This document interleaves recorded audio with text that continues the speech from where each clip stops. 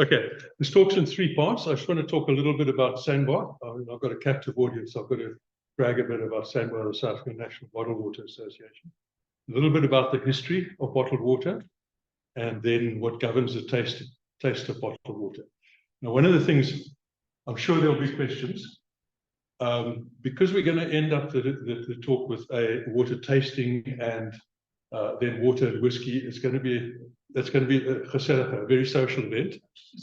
Oh, stand over here. Okay, it's going to be a much more social event. So if you've got questions, rather ask them. Stick up your hand, and I'll ask the question in the course of it. Okay, a little bit about SANBWA. Okay, this is Charlotte, my technical manager. She insists I put this slide in. Nobody can read it, so we'll go on to the next one. In 1980, the sort of bottled water industry in South Africa started taking off, and there were a few small bottlers all around. And there was one bottler called Valpre in Natal, owned at the time by South African breweries, and it was cowboy country. Everybody was doing what they wanted. I saw some sites today that make me absolutely cringe. So the guy running Valpre, he said, no, we've got to get an association up and running.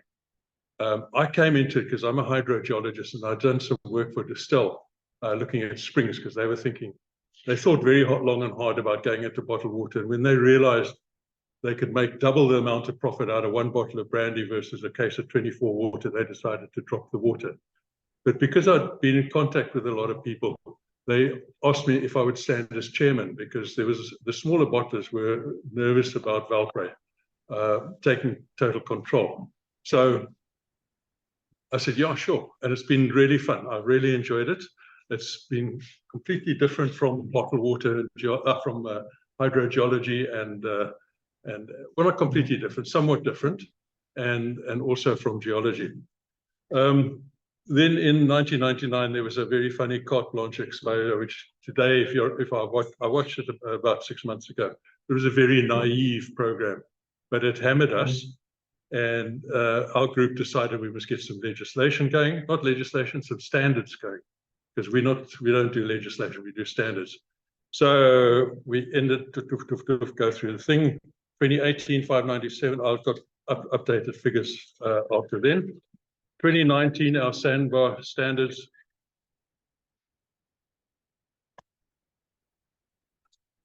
Sorry, they're all watching me up to here.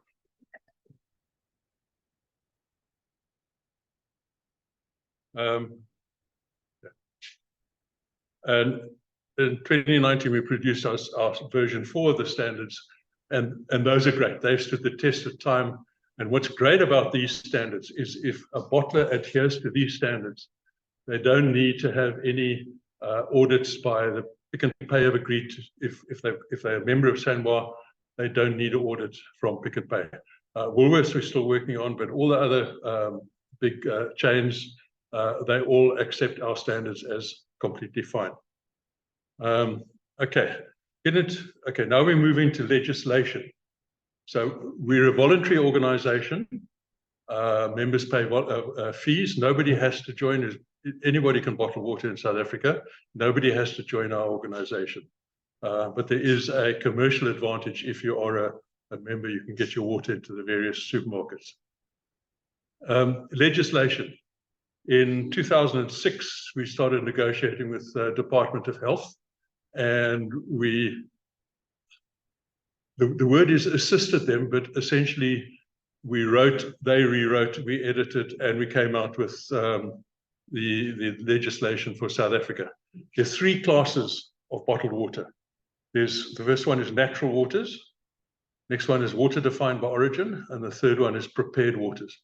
Now, any bottled water, according to labeling legislation in South Africa, has got to have that, either one or the second or the third sentence right in the front of the bottle. Okay, you're not allowed to sell water unless it's got that stuff in South Africa, according to South African labeling legislation. Natural waters. There's natural mineral water, borehole water, and natural spring water.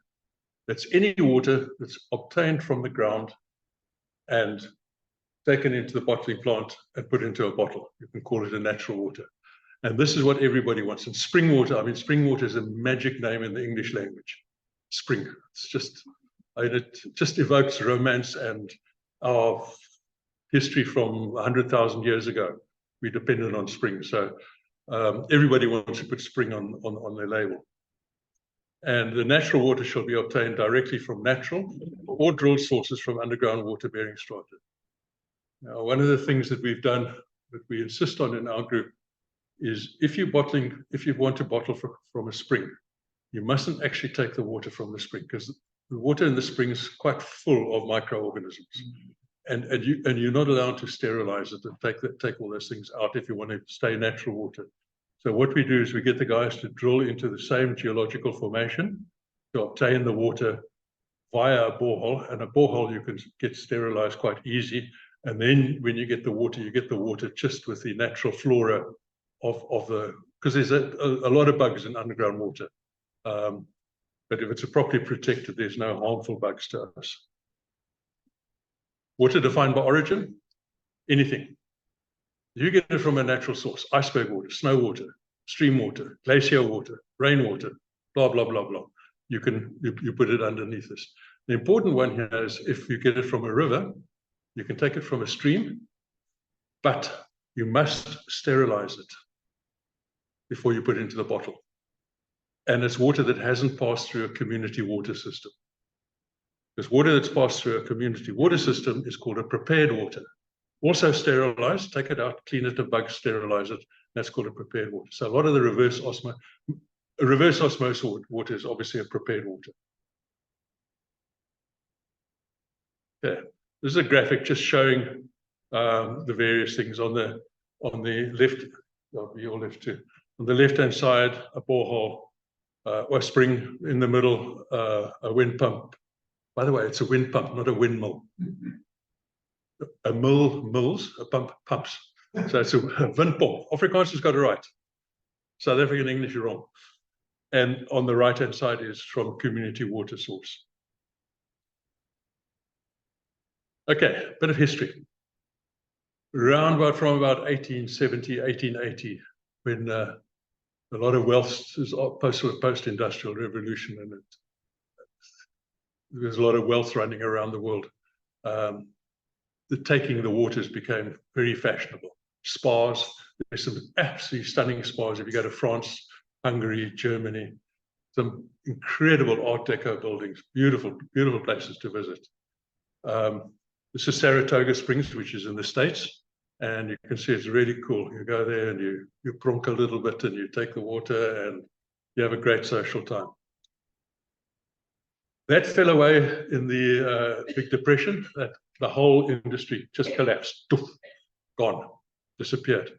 Then in sort of late 60s, mid 70s, Perrier Water came onto the scene.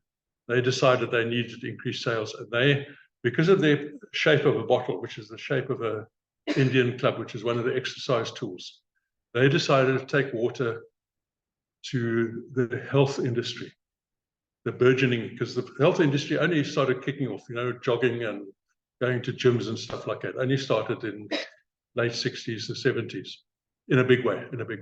They had a series of magnificent adverts. You'll probably remember some of them. There's always a play on H2O, and in the middle is H2. I put one of the simpler ones there. Big sales, 750 million liters at €2.5 a bottle. It's lots of bucks.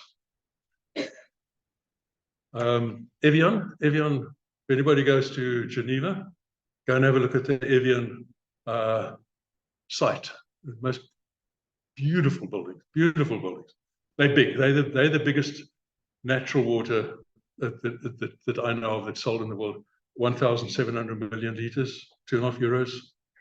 Big bucks. Okay, South Africa. South Africa started late. We only started, as I said, sort of around about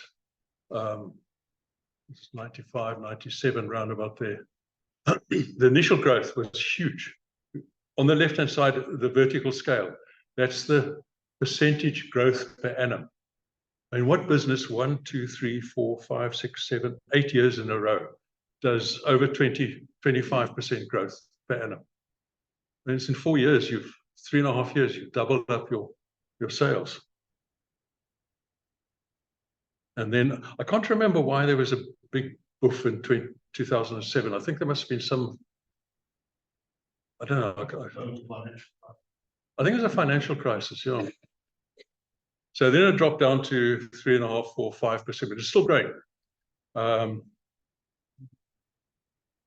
In 2018, the growth was 8%.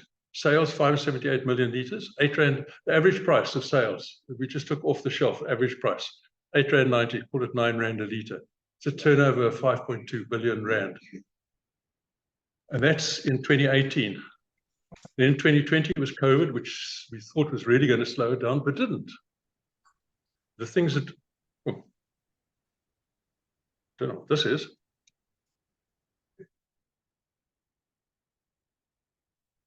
Oh, it's one of these slow slides.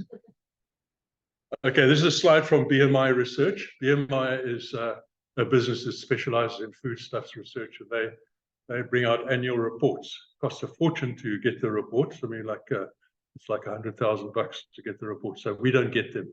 What we do is we invite one of their researchers to give us presentation. We steal his slides. So this on the bottom right is BMI Research. I've given them an acknowledgement. There's the growth, various growths. See, just going. 2022 expected higher, and that's not true. It's much bigger. I'll tell you, we'll get to that why.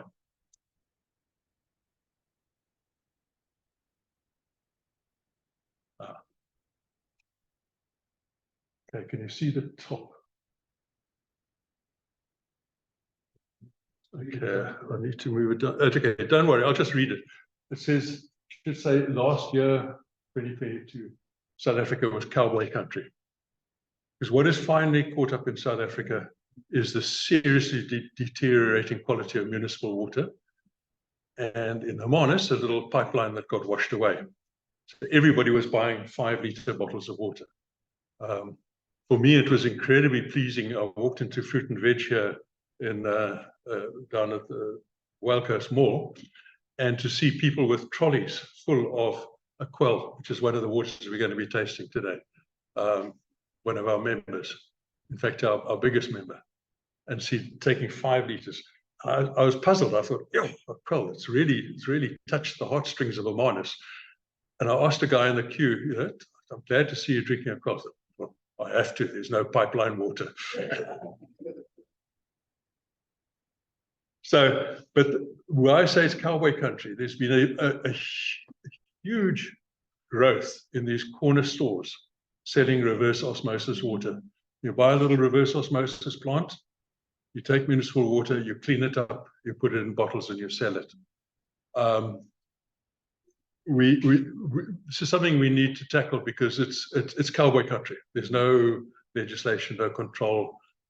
Nobody really knows if there's any quality control. I've heard a few horror stories about uncleaned pipelines and stuff like that. So let's see what happens. And this all comes back to deteriorating water supply in South Africa. Okay, look at the bottom here, the 5 countries with the highest sales of bottled water: Mexico, China, India, USA, and Indonesia. 4 of those countries, only USA, the majority of their water is natural and spring water. The other 4 countries, it's all prepared water. Because the governments say, we are not providing safe drinking water in the pipelines. It is your responsibility to make the water safe to drink or get used to the water. So like in Indonesia, which I've been a number of times scuba diving, is you see these little motorbikes buzzing around, and they've got carriers set up to take 6 of these 18-kilogram cans of water. Every little sidewalk cafe has got a row of water outside where you can go and buy your bottled water. They've got very simple little dispensing units. It's literally, I don't know if you remember, if you're feeding giving your pets dogs, you take a 3-litre or 2-litre cool drink bottle, you put it upside down. There's a little stand that you get, and when the water level drops, it goes glug, glug, glug. That's all it is. And it works very well. Okay. You have to pick out all fours to drink it. No, you can take your glass. You could go. Okay, sustainability of bottled water is a question that often comes up. What's about the sustainability? There's two things. There's sustainability at local scale, the plant. The bottled water plant is not cheap. The biggest, at the time of the slide in 2010, the biggest was Valpray, the new Valpray plant up near Joburg. There have been two big ones called subsequently. Mike, I haven't been able to get the actual numbers from the people who built them, but I guess between 250 and 300 million rand. The one is Aquel up in Natal, and the other one is Thirsty, also in Natal, just down from Stardens Pass. Then the other thing is sustainability of the water supply. Obviously, your groundwater supply needs to be sustainable. So in the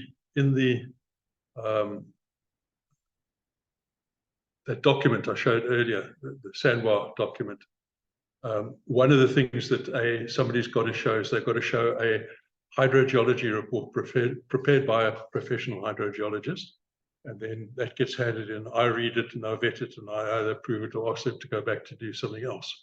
And that's to look at the flow rate, if it's a spring, or a borehole, the sustainable yield, and they must prove it. What's the sustainable yield of the borehole? A list of other users in the area, because you don't want some big farmer who's growing millies to pump the local aquifer dry, and a map of other users. And especially vulnerability assessment of the aquifer to any form of contamination. In other words, I want to know where all the contaminating activities within like a 10-kilometer radius. And the hydrogeologist must show that none of those contamination can actually end up in the aquifer that's being tapped. It's fairly easy. We just ask them to drill the borehole at the base of the mountain and make the mountain into a game reserve or a nature reserve. Okay, sustainability of the bottle in 2017, growth 18, turnover 5.3. So sustainability is absolutely fundamental. Now, the other thing, we get accused, we get challenged, I won't say accused, challenged a lot of time, that we are drying up the water supply. In the big Cape Town drought, there are no bottled water users inside Cape Town itself, or outside Cape Town, not in Franschhoek or wherever.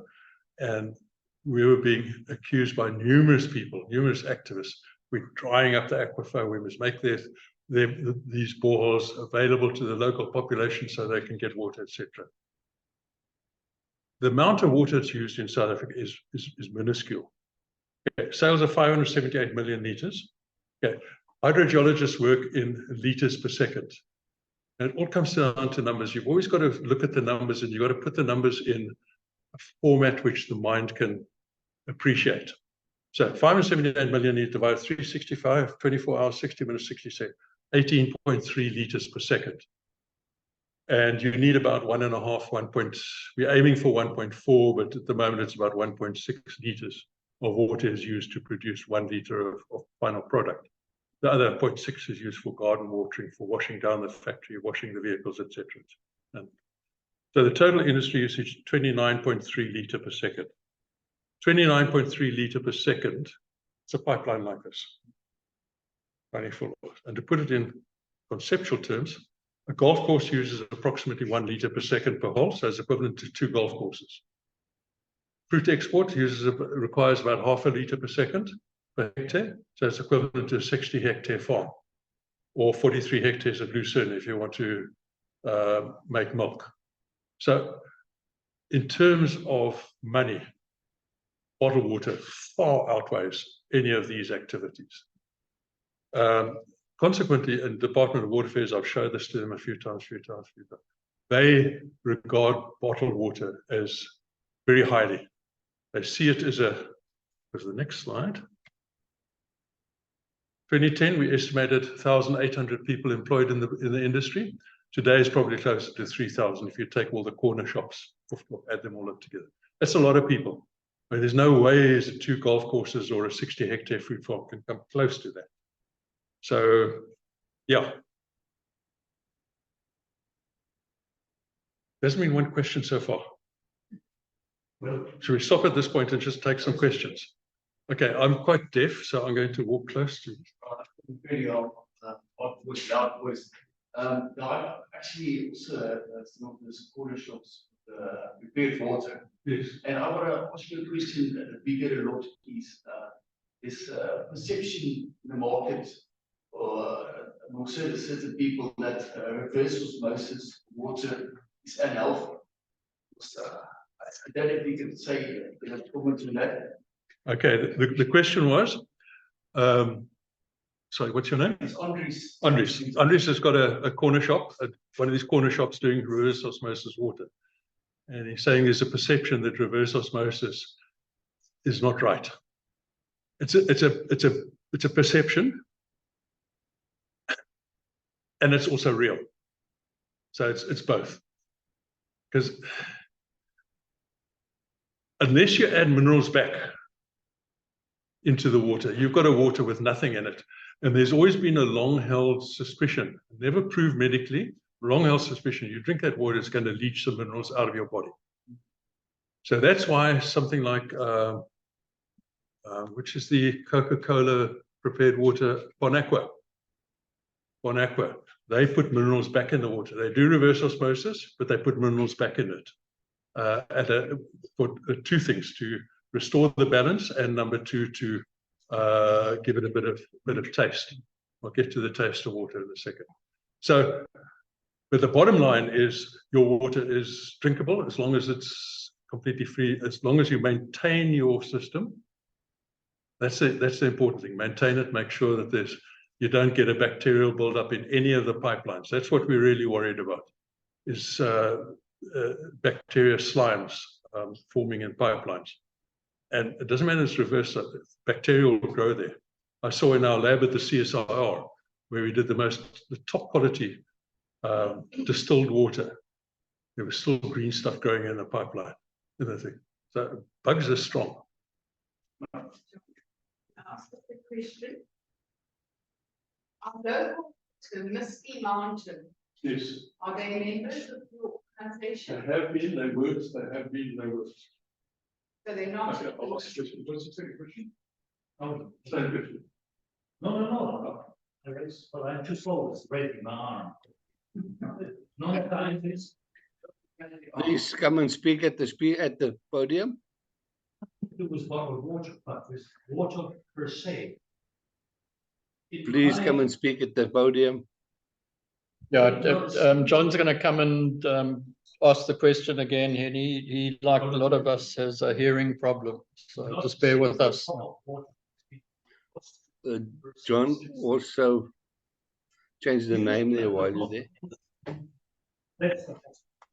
Sorry? Name. Okay, for the remote viewers, I'm quite deaf, so I need to go and listen to the questions closer so I can hear the questions. But I'll repeat the question. The first question was, we're in Hermanus, and there's a water on the road to Stanford called Misty Mountain, and the question was, are they a member of SANBWA? The answer to that is they were a member, then they were not a member because they didn't pay fees. No, because, sorry, they were not a member because they had E. coli in their borehole. We helped them clean it up, but they then never came back to be a member. Then the new owners, we're talking to them at the moment, and they're very keen to become members again. So wait until you see the logo and then buy their water, unless you're the owner of it. You don't sanction at the moment. No, we don't. We're waiting for them to come back to us. So the other question was from a non-scientist. He was saying that no water has ever been lost since the Earth formed, since the Big Bang. Yeah, that's true, theoretically. There has been water formed subsequently in volcanic action. You get water. Water does get fixed and tied up in the rocks underground. So, but in general, you can say that at least 99% of water is still water, and it hasn't changed. So the water that the dinosaurs drank, we're drinking now today. John, if I can just add, the question always is pollution. You mentioned the coli. I mean, ultimately, that's something we've got to be much more careful about. Absolutely. Why use it? Maybe No. just, how do you, so you get water with the E. coli, what happens on the Cape Flats? The Cape Flats aquifer is hugely polluted. Okay, E. coli is an indicator organism. It in itself is not harmful to us, but it's an indicator that there's been fecal pollution. Okay, one of the things about E. coli, and John mentioned the Cape Flats, E. coli is quite sensitive, so it degrades quite quickly. So if you've got a septic tank, for instance, and a lot of research has been done, is if you've got a medium sand, you won't pick up E. coli more than 30 to 40 meters beyond the septic tank. You will pick it up if your overflow comes to surface and then runs over the surface, which has happened in Betty's Bay. The same with E. coli. They use E. coli to measure the quality of the beaches in the Cape, or in the whole of South Africa. And wherever there is a stream flowing in and you've got defecation upstream, you will get E. coli in that stream. So just one thing to everybody here, don't let your grandchildren swim in that lovely warm water where a little stream runs into the beach. It's really puffy stuff, unless you want to make them tough. So when E. coli gets into the seawater, it rapidly degrades within a few hundred meters, within a day or two. Seawater nails E. coli, the salty water, and also the sunlight. John, there is a couple of text questions. Sorry, next question. Warm water John, there are a couple of text questions as well. Okay. Okay, the statement was the warm water that flows into the ocean. Okay. The warm water that flows into the ocean at the mouth of a stream or river is tested every month. First of all, not every little stream. No, not every stream is tested, and 2 days after it's tested, it might change. It's just that is a test to run statistics. If you get it again and again and again, then you got a problem. If you get it again, then you don't. Then you... Okay, some online questions. Yeah. Where would thirsty water fall on this diagram? Okay, we'll get to that. I haven't talked about the diagram yet. What is a good pH value for drinking water? Answer.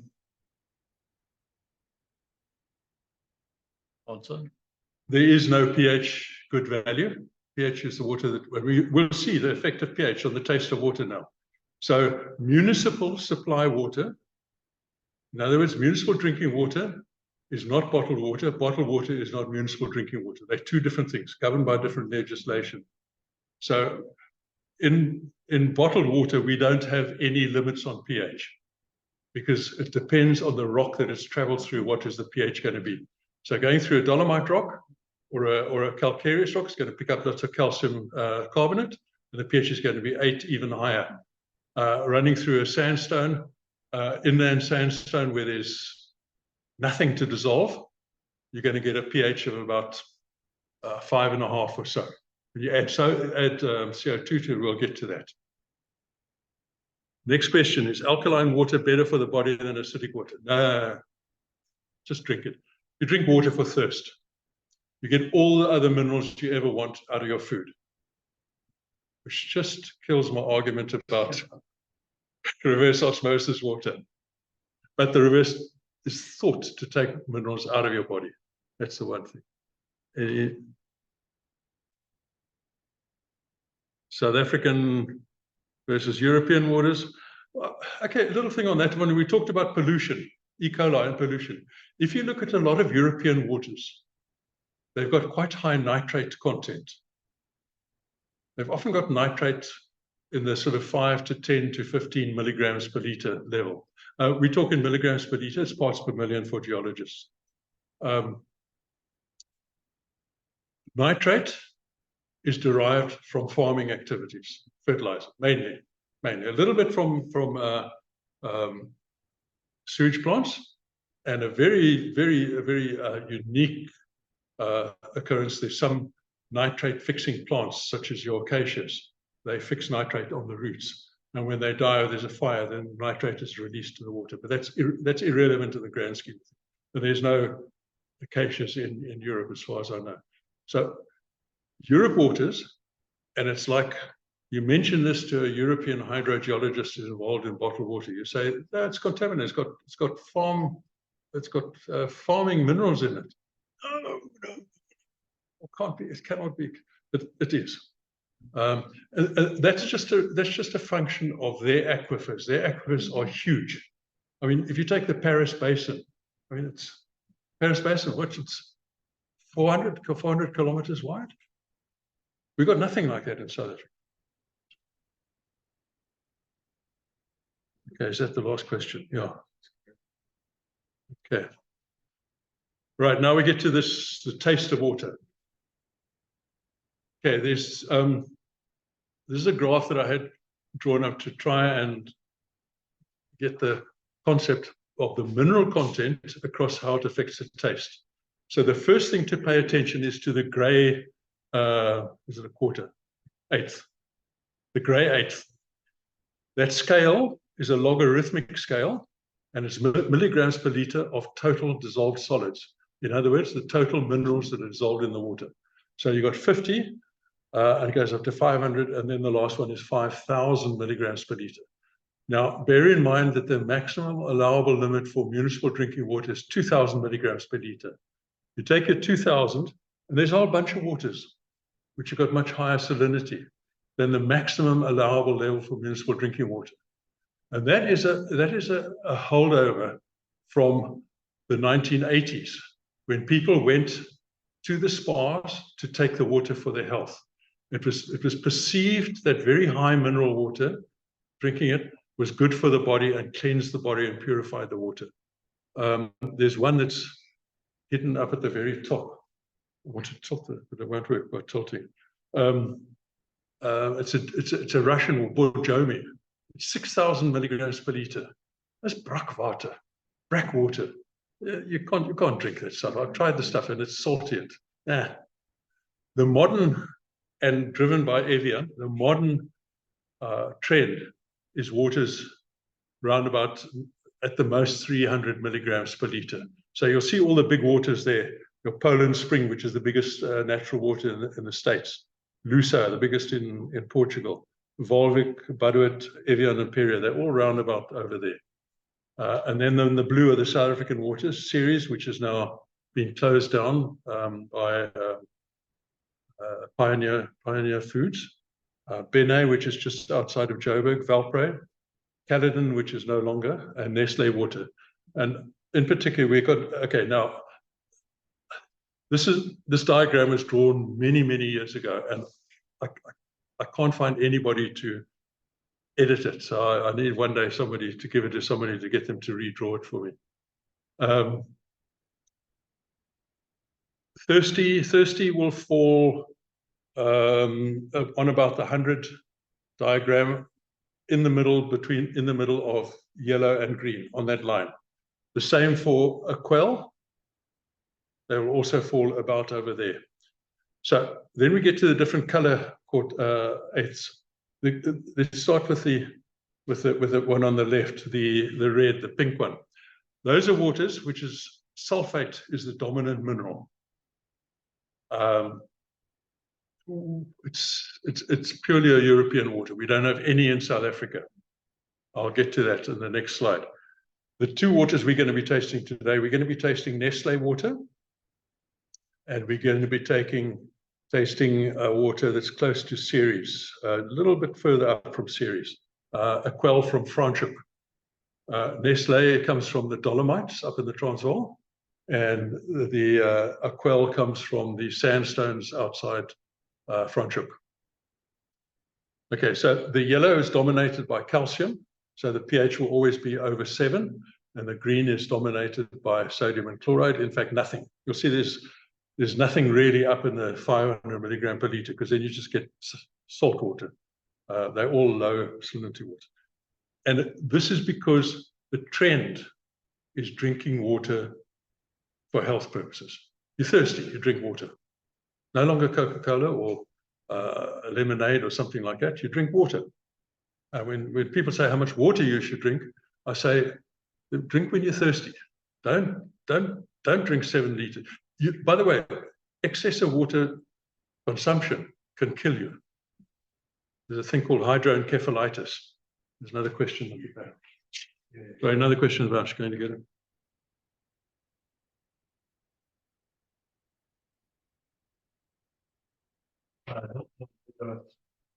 It is in your presentation. It's important for all of us to know who controls worldwide the sources of water. Nestle is a leader in that field. So that is important to know. Okay, the question was, who controls, okay, the question was worldwide, who controls the sources of water? Okay, the truthful answer to that is no company does. It's geology controls it. Geology and climate.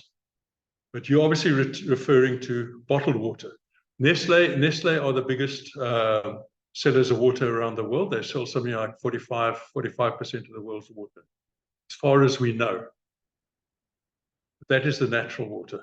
The prepared waters, nobody knows because nobody's really done the numbers. But don't worry, they're not going to take the water away from you. They're going to continue making it available. And as soon as the price goes too high, somebody will climb in and sell it at a lower price. So don't worry.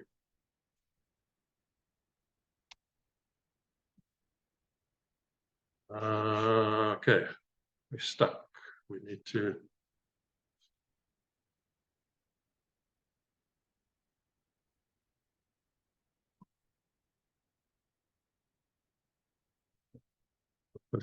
Yeah, Somebody wants to know, what does alkalinity refer to on the composition list? What? Okay, while John is sorting this out, what is alkalinity? Alkalinity is calcium carbonate, represented as CaCO2, I think it is. Some people refer to bicarbonate, but it's a balance of magnesium, of calcium, magnesium, and sulfate. Good. Right. Okay, that's it. Okay, we come back to the pink water. One of these here you'll see on my diagram is Contravel. It's from France. Nowadays, the modern name is Contrax. They've decided to drop it down. And this is all I'm going to talk about it here. Have a look at the composition. Calcium, magnesium. Look at the sulfate level, 1,187.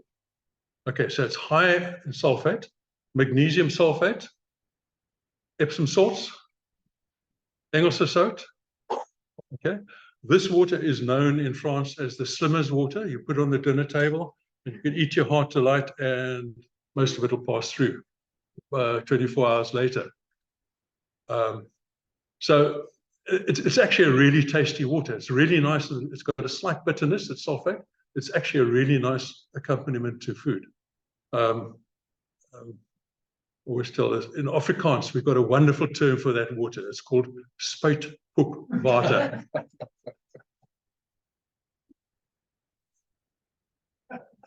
Okay, now we're getting on to the water tasting. So we're just going to have a bit of a break while we put the waters out here in front of everybody.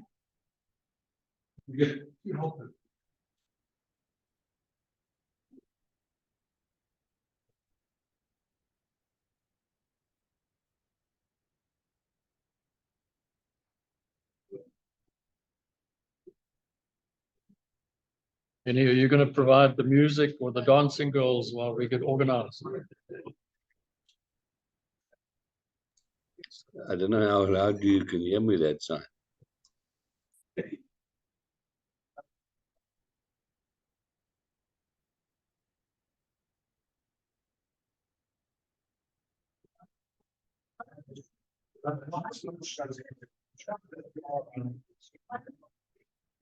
What you could do is maybe turn the, I don't know if you're going to disrupt the wires, but if you turn the camera around so we can see the audience, or just briefly. See the.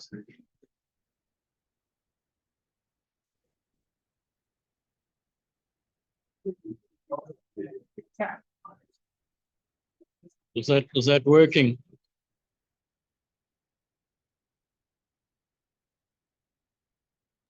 Yes, it works. Eh? Yes, it works. You can see Yeah. the people collecting water in the background there. John, maybe just a question from my side.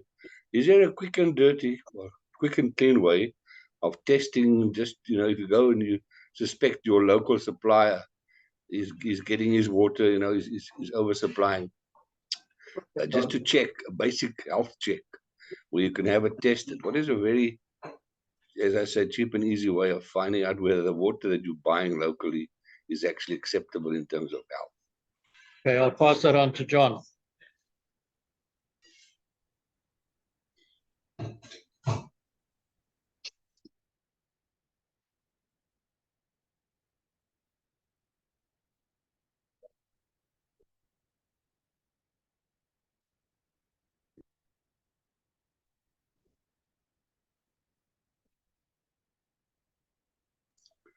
While we're waiting, I think the guys online here, they're probably now very, let's say, disappointed that they didn't come through for the breakfast, because we're now getting a free tasting session afterwards.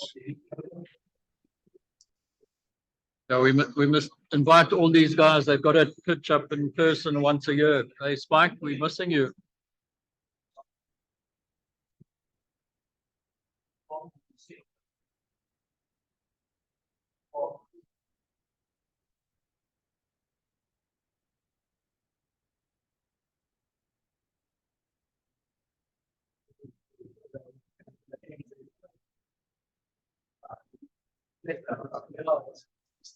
Also saying goodbye to Ronnie Glass. He says his battery is dying. He's leaving out of compulsory, not wanting to. I hope he's okay. And nice having you around, Ronnie. See you next time.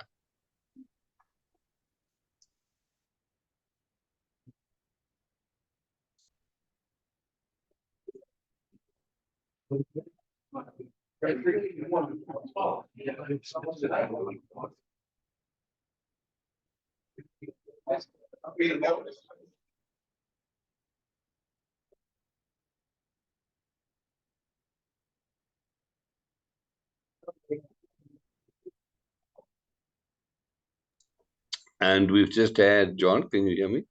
We've just had Leilani Kutzer do a beautiful proposition to help John update his diagram if he wants. Okay, fantastic. I'll pass that on. Is he looking for new researchers, or does he just want to?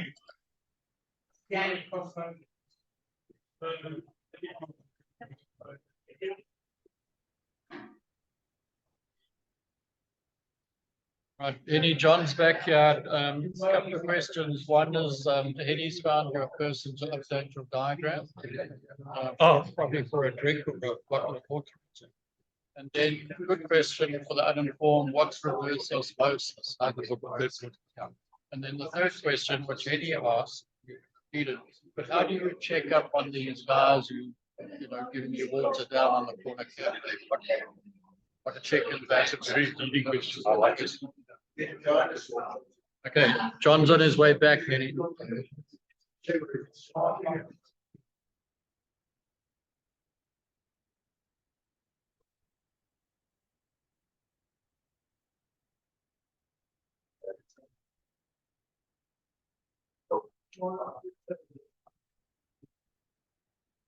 Okay, I've got a couple of questions.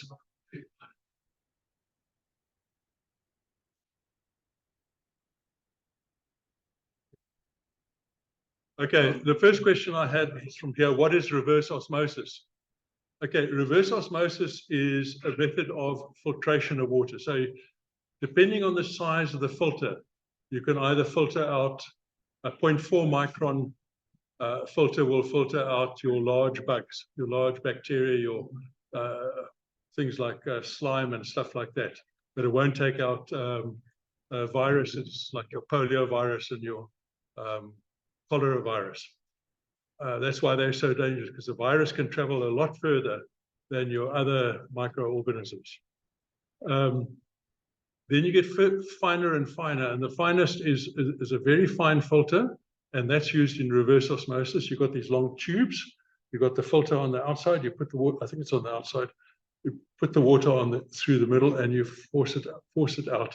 That takes out all the minerals. So in other words, you end up with if you look at the diagram in front of us, you've got to buy the first water on the left, still water, which in fact is this water, the Aquell still water. 10 milligrams of bicarbonate, calcium, 2 of magnesium, 10 sodium, 20. You end up with 0, 0, 0, and 0.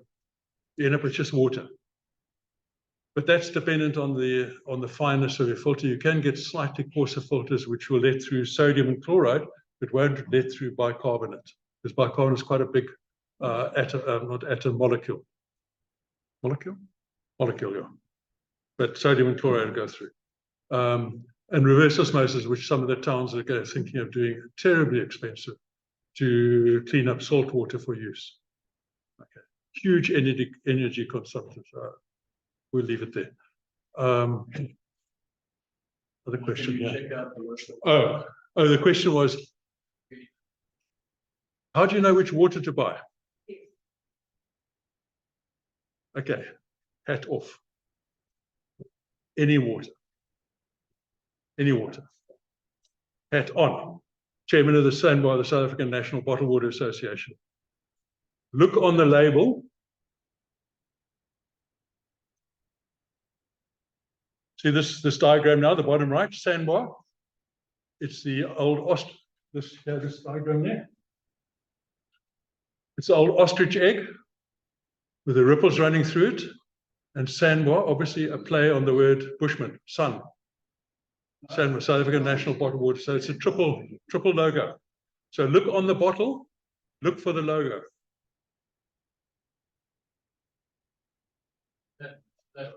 On this Aquell, if you look at the Aquell bottle, come to the bottom right, there it is over there. Where's your camera? Okay. Okay,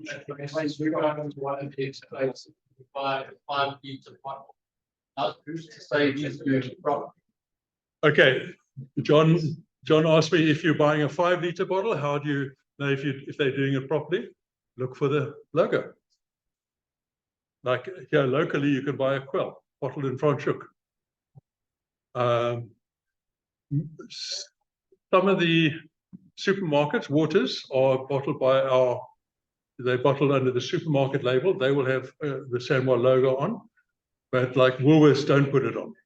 But Woolworths, Thirsty does Woolworths, and Thirsty I remember, so you can take the Woolworths water. If you go to your corner shop and you buy the 5-liter, you've got to trust the guys running the corner shop. John, okay. We've got some Nestle customers who are not getting their product, Nestle. So they say, what is the next best one they can buy, Aquell or B&A? What would you recommend? Henny, I'm not sure I completely heard the question. So what's the next best one to Nestle? If you want a high calcium water, calcium carbonate water, just look at the label. By legislation in South Africa, they've all got to have the chemical composition, and we've insisted that it's all in the same order. So top of the list is chloride. I'll read this on the glasses. So you can pick up 2 waters off the supermarket shelf. You put the 2 waters, the list of ingredients next to each other, and you can see. And you decide what is the water you like to taste. So if you like the Nestle water, if you like the high calcium, buy it. If not, the rest of South Africa is the low calcium water. Okay, let's get into the water tasting. Okay, we're going to be tasting 4 waters. You've all got 4 bottles in front of you. Okay. The trick here is you're not drinking out of the glasses, you're drinking out of the bottle. So you must have the bottles in front of you. The glasses are for when we mix these waters with whiskey or brandy to see how the water affects the taste of them. So you must have them in this order. Oh, sorry, before we go on to over there, we'll come back to that. We must have them in this order. The first water must be the Aquel still. Feel the bottle, it's so soft, it's not carbonated. The second bottle must be the Aquel sparkling. Feel the bottle, it's hard. The pressure inside the bottle. The third one must be the Nestle still, sparkling. So, Aquel still, Aquel sparkling. Nestle still, Nestle sparkling. Okay, you all got that. Right, let's just go back to sparkling. High school chemistry. Sparkling is purely done by adding CO2, your old soda stream, carbonic acid and water. I mean, CO2, carbon dioxide, and water gives you carbonic acid. So adding CO2 has the effect of lowering the pH. And we'll taste that right now.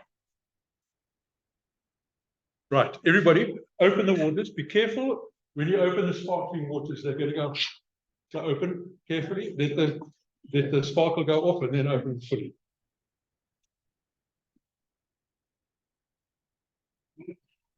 On the hand.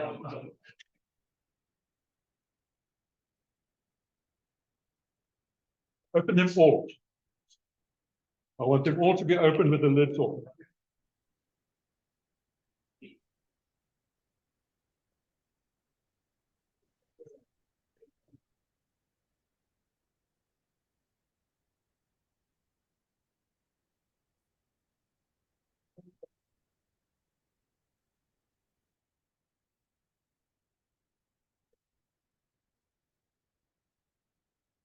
Just by the way, those who are observant would have noticed that when you open the still water, it's one turn and it's off. When you open the sparkling, it's one turn, loosen. You've got to open it, turn it twice. Specifically designed like that so you don't get your lap full of water.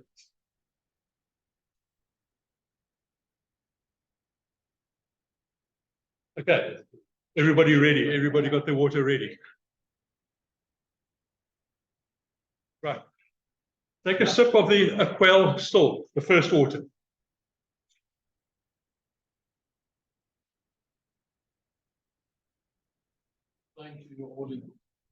Now, the Aquel water, the still water, the low mineral water, tastes as if you're walking in the mountains and drinking out of a mountain stream.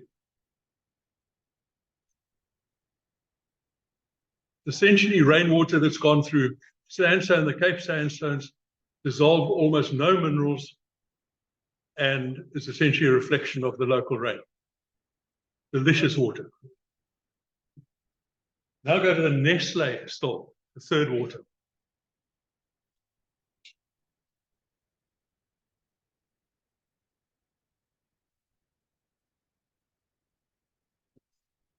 Nestle water.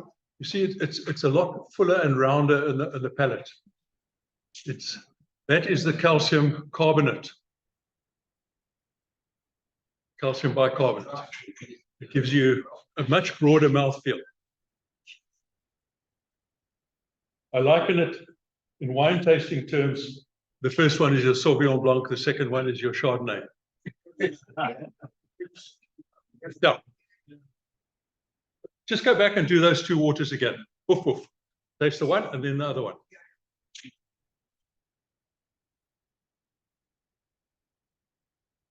Aquel still. Nestle still.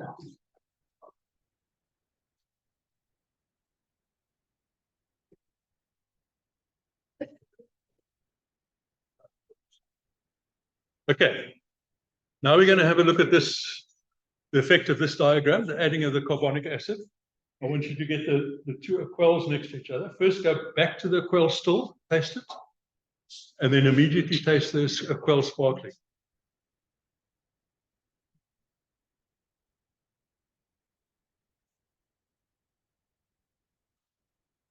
Sharp taste. Okay. That's the effect of adding CO2. Okay, now we do the same with Nestle. Go to the Nestle still, taste the Nestle. From the Dolomites of the Transvaal, and then the Nestle sparkling.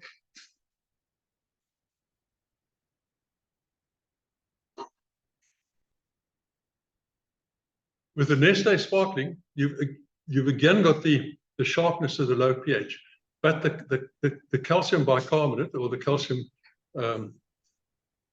calcium bicarbonate matches the pH, and the pH they just work very well together. Then the last bit of tasting I want you to do, I want you to taste the two sparkling waters next to each other. I'm going to take a vote which waters you prefer. So taste the Aquell still, and then the Aquell sparkling.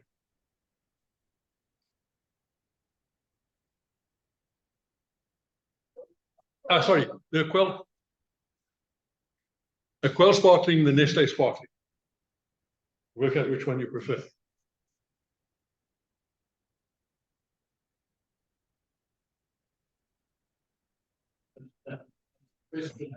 What's the point of the CO2?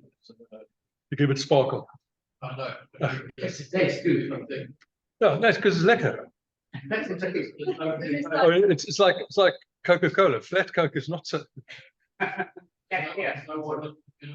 No, there's no benefit at all. Your taste. No, the flat Coke, yeah. Okay. Voting time.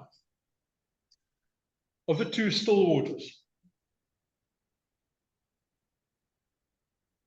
put up your hands, those who preferred, and you can put up a hand for both if you really want to. Of the two still waters, who preferred the Aquell?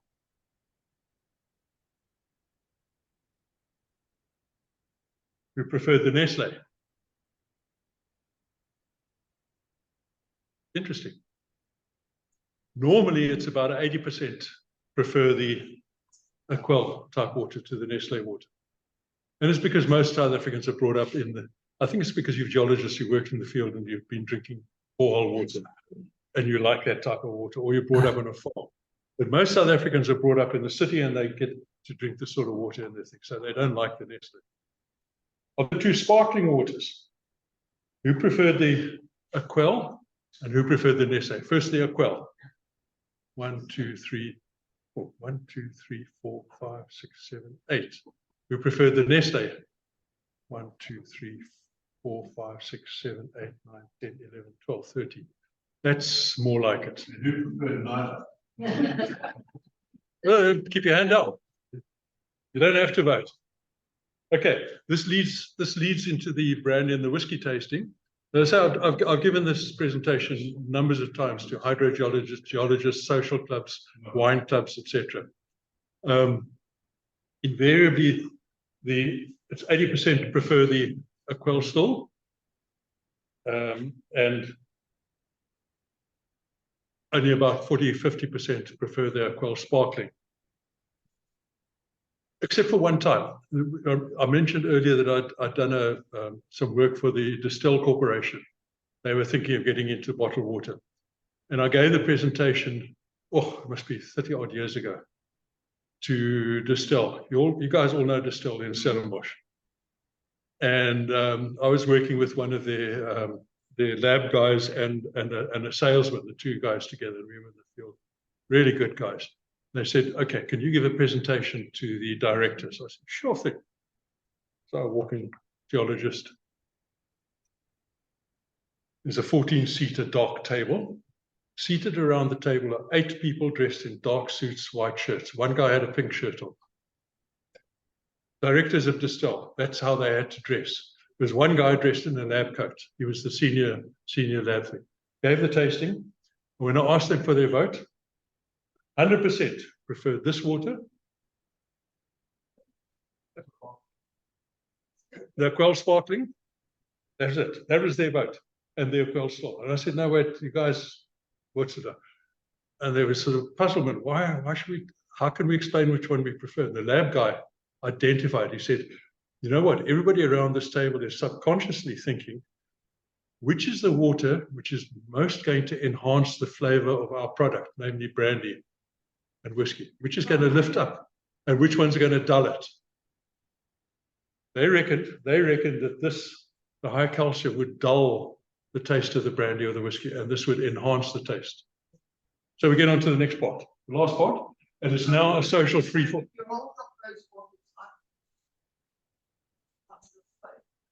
Okay. They preferred the Aquell sparkling. The one with a really sharp taste. That's the one that they saw. That's the outline. Yeah, generally it's a total outlier for general population. Any other question before we go into the brandy and the whiskey? No. Yes. And you say found that baricitinib can preserve the body's production of insulin. It's followed our standard and it's been audited. They get audited once a year by external auditors, independent of us. And depending on their score, they get a level of membership or they're kicked out. We have kicked people. Sorry? We've got forgeries. People who Oh, no, we've had it. No? Have you got somebody who investigates on it? It was about 10 years ago. There was in Germiston, somewhere in the East Rand, there was a Chinese shop from the fire hydrant, and there were boxes and boxes of Valpray. There's one in Pretoria as well.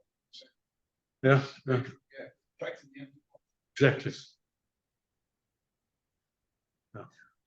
So when we learn about it, we try and follow it up, but we normally learn about it after the fact, after it's TV. Is Overberg part of the organization? Yes, most definitely. Most definitely. I should have had a list of all our members here. If you... plastic and reuse of plastic. Okay. Okay, it's very interesting. It's the first time that I've given this talk and I don't get asked that right early on. What about the plastic?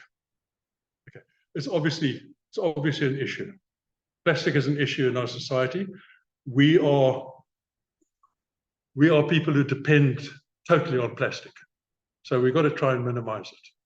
So one of the things, there is an organization called PETCO, P-E-T-C-O, PETCO, some of you might have heard. So this plastic,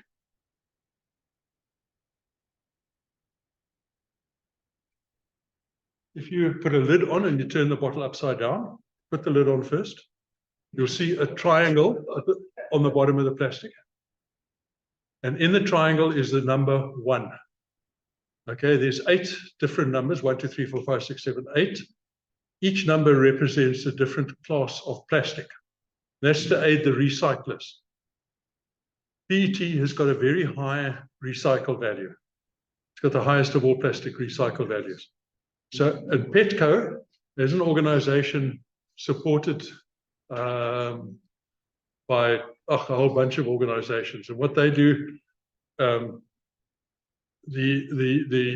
people who import the raw material for the raw PET, what PET stands for, that doesn't matter, PET plastic. Half you people here today are wearing clothing made from recycled bottles. Mine, this is recycled plastic. If it's winter time, everybody who wears a polar fleece, that's recycled plastic. So PET, their members who import this give to PET 1,000 rand per ton of raw plastic that they import. That 1,000 rand is used to support the recycling program. And South Africa's at the moment got a 63% PET recycling rate. The only countries in the world which beat us are the Scandinavian countries, Denmark, Sweden, and Norway. We're higher than Germany, we're higher than France, we're higher than all of them. And that's purely because of the hard work done by PETCO. So, very important, don't throw this in the bin, throw it in the recycle thing. It's got a high value. Yeah, and thanks to you, Letitia, and everyone, and one of the team that runs this center as well. It's really quality. And thanks, to everyone's input. And as we've said, I mean, we have amazing expertise, and there we let it sort of sit at home, watching TV. Much better to get them here and talking. Yeah. Okay. And we're always looking for ideas. We're always looking for ideas. Okay, I've got one final thing. Okay. You're welcome to take the bottles of water home with you, but the bottles of brandy and whiskey come with you. I thought you were sponsoring. All right, John, can you hear me? This is Rob here.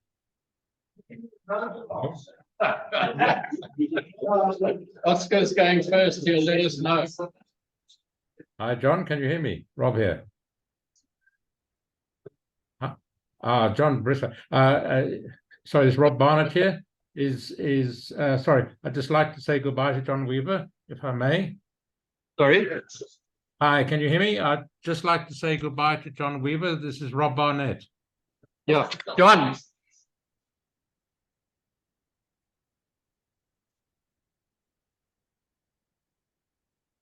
Bob, hello.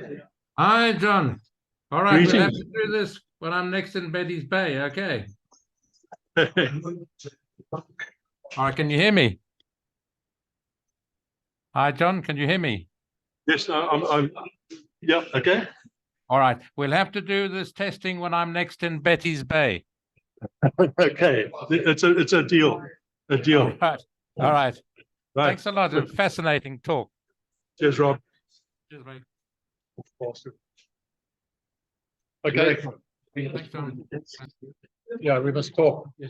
Okay. Sorry about this morning. Okay, so thanks everyone. We're going to disconnect now. I hope you all enjoyed that. Sorry you were sort of a bit left out, but hopefully you got the gist of what we were doing. But it will be recorded. We will put it out there, and enjoy your festive seasons and have a great Christmas. Thanks. Bye.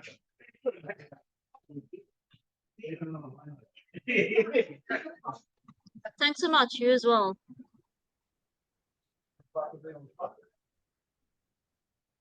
Thank you. Bye. Thanks, Kate. Goodbye. We'll talk. We will. Bye. Thanks, Delani. We'll be in touch. Thanks, Werner. Thanks, Stephen. Sure, If you're thanks. on. Cheers. Thanks, Quentin. We'll be in touch.